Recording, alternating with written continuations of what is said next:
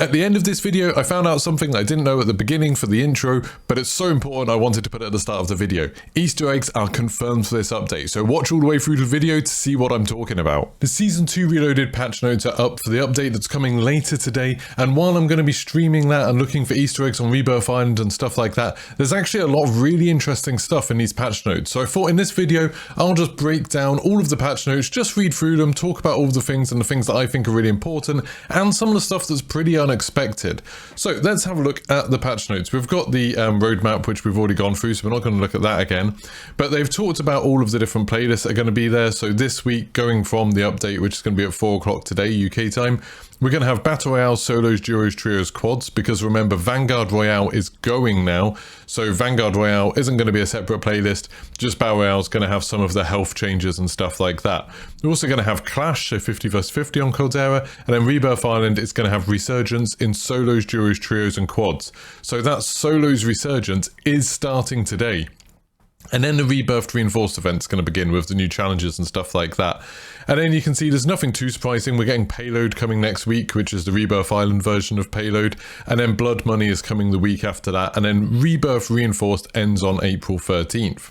We've also, if you just look a little bit ahead, you can also see on Rebirth Island, we've got a couple of weeks where we're going to have Iron Trials. There's Iron Trials Trios there and Iron Trials Quads way away in April 21st, so getting on towards Season 3. So there's quite a lot of updates. I'm going to go through a lot of these. It might be kind of a long video, but I think they are interesting. So the first one, private matches for Rebirth Resurgence. There's been a variety of fixes and adjustments been made to better simulate the experience found in public matches. This has been a big point of contention for a while, that private games or custom games in Warzone often are running on a build or a version of the game or a rule set that's quite a long way behind whatever the public one is. So it's nice to see that they are trying to update it, trying to make sure all of that stuff works. Also, Rebirth Mini Royale is gone, and Vanguard weapons now have inspect animations. That might not be a big deal to all of you, but as someone who's looking to hunt for an Easter egg today and hoping there's going to be a new weapon blueprint to find, I kind of want to be able to inspect it for the thumbnail. So that's pretty cool that that's happening. That's good for me. Then for gameplay, we've got this new deployable buy station. So this isn't just for Rebirth, this is for Caldera as well. It's legendary ground loot, so something that you can find rarely, maybe you'll more likely find in like an orange crate, something like that. It's a field upgrade, so you put a marker down and it will call a buy station down. So I'm guessing a buy station will be dropped from a parachute. The deployable buy station has exactly the same inventory as a normal buy station, and it will show up on the attack map, which means other people will be able to see it. I'm kind of assuming other people will be able to use it, like the deployable balloons in Plunder. I'm assuming it'll be that sort of thing. So while you can put it down to give yourself, a buy station, which can be super useful because you'll be able to buy people back using it, which I think will be one of the best things, or buying loadouts or buying UAVs or gas masks or whatever you need, other people will be able to see that you're doing it. It's not something you're going to be able to sneakily do. Then there's some other adjustments, and normally these patch notes, I think it's kind of vague. There's stuff that I'm not sure if it'll really matter. There's loads of really important stuff in here. So the gas mask, you can now drop your gas mask. So if you've got a gas mask and you think actually another player needs it more for whatever reason, they want to run in to do something, run into the gas, you can drop your gas mask. It's not something that I think I've ever had come up in a game where I've wanted to drop my gas mask, but it's something that I'm sure it might be useful to somebody, and it's a good thing to have in a game just to make it more consistent, because you can drop pretty much everything else. Speaking of things you can't drop though, armor satchels. Armor satchels now, when you go over an armor satchel from someone you've killed, you'll now be able to pull armor plates out of that satchel even if you've already got one. And that's awesome, because normally later on in the game, pretty much everyone has an armor satchel, and it's kind of annoying that you can't restock plates from them. So it's really hard to get new armor plates towards the end of the game. So I think this will change things up quite a lot, that by running over an armor satchel, you will be able to pull those plates out. And apparently there's going to be some UI thing to show how many plates are left in a satchel. So when you do pick up a satchel, it might not have the full 8 plates. Recovery, it says while down, players will be able to control the state they'll be self-revived in, so they could go prone or crouched. I'm not entirely sure how that's going to work, whether you just like hold the prone button while you're being revived or something like that. Hopefully there'll be a prompt on screen, but that's super useful, especially if you're being pinned down by a sniper and you're in quite low cover. it's super annoying if you get rezzed and then you immediately stand up and get shot again. So that is a really cool thing as well. Like I said, there's a lot of good stuff in here. For contracts have been rotated at an angle to make them easier to find and ping. Don't really know what that means when it says in-world contracts, so I guess it means not on the map. I don't know what it means rotated at an angle, but it'll be interesting to see what that's about. Contracts will show on the TAC map even when an existing contract is in progress to better enable forward tactical planning. This one's huge for me. This is something that does affect me quite a lot. A lot of the time, when we've got a contract, we're already thinking about where we're going to go for the next one. And it's really annoying having to wait for one to expire before you can find a new one. It feels like sometimes it's a bit inconsistent. Like sometimes you can see other contracts and sometimes you can't, but it'll be nice that you can always definitely see where all of the other contracts are to prepare for your next one. It's also something that you can use. If, say, you're in an area and you notice a contract disappear, that means there's enemies there, obviously. And if it's like a most wanted contract that disappears, then that's something where you think, okay, that person might be weak, they might be by themselves, so you can hunt them down. So it's well worth being able to see all of those other contracts just to help you have a bit more situational awareness. It also says they've rebalanced the distribution of contracts and most wanted's been replaced with top secret. Oh, sorry, it's been removed from the pool of top secret. So you're not going to accidentally get a most wanted one when you pick up one of those top secret ones. Instead, you'll get like a supply run or a bounty or something. For smoke grenades, they've made a big difference to loadout drop markers, new deployable buy station markers, and smoke grenades, just to make it very clear which one's which. So it might be a color thing, I imagine, or maybe even the size of the smoke, I'm not really sure, but just to make it so you can tell at a glance what they are. Parachutes. Players can now cut their parachute at any point before their feet touch the ground. That's kind of handy because sometimes it can be a bit janky when you're trying to go in through a window or something like that in a building. They've also made it so they've slightly increased the height needing to deploy a parachute. Obviously they reduced it and that was awesome because it meant you could open your parachute a bit more reliable. They've had to increase it again because sometimes people could like accidentally pull their parachute while standing on a corner. You could do that in the old gulag actually, you know, you could jump against the railing and just pull your parachute for no reason even though you were like 2 inches off the ground. It was very, very strange, but they're trying to fix that and they said they are trying to do more about that. Another really, really big change, and those of you who are like a bit more competitive about Warzone I think will really care about this. The heavy weapon drops have had their default loot vastly improved and now include a guaranteed UAV and a guaranteed legendary loot item. I basically always ignored the heavy weapon stuff because often it was just pointless, but the fact that they now have a guaranteed UAV, that's probably the main reason people will go for them. That if you notice a heavy weapon drop near you and you can go to it and get a free UAV, that's awesome. So that's a massive change. And when it says a legendary loot item, obviously you could get a buy station in them now, which that's a pretty big deal too. The fire sale public event, the discount for UAVs has been decreased from 80% to 50%. So they've been trying to talk about making UAVs more expensive for quite a while. And obviously this is a part of that. Then for the commendations, it says commendations page will now show unearned commendations to better help players collect them all. And I like that sort of stuff. I like being able to try and fill up a collection menu.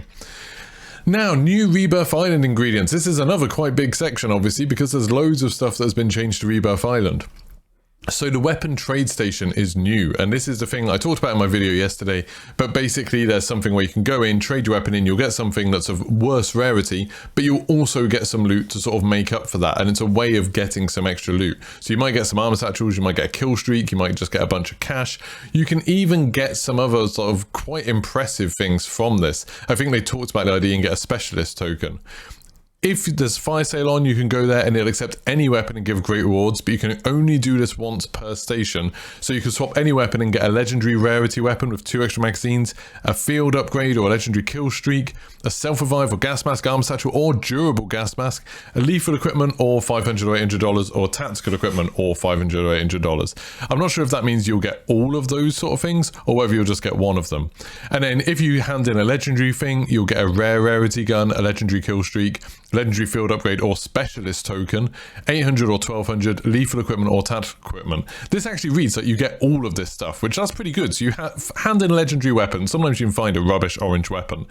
And then if you do that, you'll get a gun with 2 extra magazines, but then you'll get a kill streak, a field upgrade, maybe a specialist token, about $1,000 and a piece of equipment. That's not bad. Then if you do epic rarity, rare rarity, uncommon, you'll get less and less stuff. So that's still going to be well worth using. I think that's going to be an interesting thing to see how people utilize that. So this is a brand new thing that, as far as I know, we didn't know about at all until these patch notes came out, that these communication towers on Rebirth are now going to have an interact function where you can spend $1,500 or $5,000 in plunder to activate the tower to enable a stationary UAV. So I guess that means it won't follow you around. It will have a set range, maybe. I'm not really sure. I'm not sure how long it will last or anything like that, whether it'll just be like a normal UAV, but that's really interesting. So you can get like a cheap UAV, but you have to go to one of these towers to use it. Now, these towers have been on all over Verdansk. I'm not sure if there are that many of them in Caldera, but it'll be interesting to see whether this is something that sort of gets used in other maps. Then we've got staged blueprints and items, so players may find iconic blueprints and powerful items strategically placed across the map. Again, this is a completely new idea that I don't think we've seen for outside of the Easter eggs. So in the Easter eggs, obviously, there is a specific blueprint you can find in the room. So in Bunker 11, it was Mud Drawber. In the Stadium, it was Enigma. With the City Hall Easter egg, it was Firebrand. With the Rebirth Easter egg, it was Red Room. It looks like you're going to be able to find some more of these. I'm not sure if this is just talking about an Easter egg. That picture there isn't of the Easter egg room unless they've changed it dramatically, but that sounds really interesting to me. Now, it also says there's these golden vaults. So this new version of Rebirth Island contains many secrets and bunker doors to be located and unlocked. So that means there's definitely some new secrets, there's some new Easter eggs, and we're going to be looking at this on stream at 4 o'clock today. I'll probably start at 3:30. The link to it is already up. There'll be a link at the end of this video. Make sure you're there to watch that. Then it goes on to talk about what's happening with the events. So there's lots of cosmetic rewards and things like that. Some of the new modes and some of the changes that they've done to the rules of the modes. For the map, they talk about the fact that there's some new graphics in there. So there's a new skybox, there's new lighting and atmosphere. So they've tried to make it a little bit brighter, a little bit more vibrant, maybe make it a bit easier to see. They've added some cover and stuff like that. And the gulag's changed a little bit, the Rebirth one. We've already gone through all of the map changes, so I'm not going to talk too much more about any of that stuff. For the user interface, they've added a Ukrainian flag calling card, which is awesome. It's a free one, so that just goes with all of the other country calling cards on there, so that's really cool. And then they've changed a few other little bits, like the update requires restart will now automatically restart your client, which I guess is nice. It'd be nice if they could get rid of that completely. That'd be better. There's some bug fixes. So the thing about ferrofluid not being able to be equipped in Warzone, that's been fixed. The pings floating in the air around redeploy balloons, that's been fixed, which is awesome. That really bugged me. And then there's a few other things I don't think were that important. I didn't see many people talk about them. You've got the new weapon, the Amaguera, which I think was already in the game somehow. Like that went in with yesterday's update, I think. So you've got this high rate of fire SMG. Then you've got a bunch of stuff about the assault rifles. So the Vargo has been nerfed a little bit. I'm not going to talk about all of these weapon changes because I'm sure you could go to someone like JGold or True Game Data and get a much better analysis of all of these sort of things. But there's a lot of little changes. One interesting thing is the Vanguard shotguns have been increased by 10%. That to me is kind of interesting. So I do use the shotgun sometimes as ground loot when you find them, and they do feel very weak. So that's pretty cool. And then there's some stuff about different attachments and the download sizes. It's about 9 gigabytes on all platforms, a little bit less on PC unless you have Modern Warfare as well. So that is all of the stuff. I'm really excited that we're going to get some Easter egg stuff. We've got these vaults to open, these bunkers to open. Hopefully you'll be able to open them today. I'm going to be going live streaming in actually about an hour and a half from when I'm recording this. So we're going to be going pretty soon, and I'm super excited to see what they have for us. Make sure you subscribe, turn your notifications on, check out my stream when I go live, and we'll see what there is with Easter eggs.